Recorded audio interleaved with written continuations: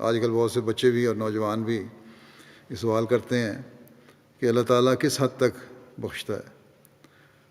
تو اس حدیث سے واضح ہے کہ اللہ تعالیٰ نے جو فرمایا ہے کہ میں توبہ قبول کرتا ہوں اور میری رحمت بہت وسیع ہے، تو اس کی کوئی حد نہیں ہے.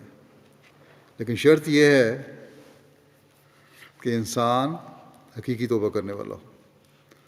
ایک روایت میں ہے کہ حضرت صلی اللہ علیہ وسلم نے فرمایا کہ خدا کی قسم اللہ تعالیٰ اپنے بندے کی توبہ پر اتنا خوش ہوتا ہے کہ اتنا وہ شخص بھی خوش نہیں ہوتا جسے جنگل بیابان میں اپنی گمشدہ اونٹنی مل جائے. اللہ تعالیٰ تو اس کی طرف بڑھنے والے، اللہ تعالیٰ کی طرف بڑھنے والوں کی طرف بڑھتا ہے.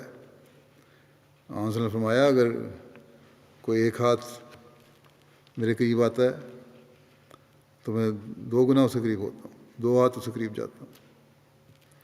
اگر وہ چل کر آتا ہے تو میں دوڑ کر آتا ہوں. بس یہ ہمارا کام ہے کہ اپنے آپ کو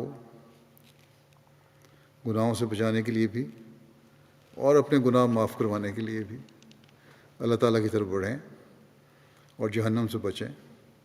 اور یہ مہینہ اللہ تعالیٰ نے خاص اس کام کے لیے ہمیں دیا ہے، اس سے فائدہ اٹھائیں.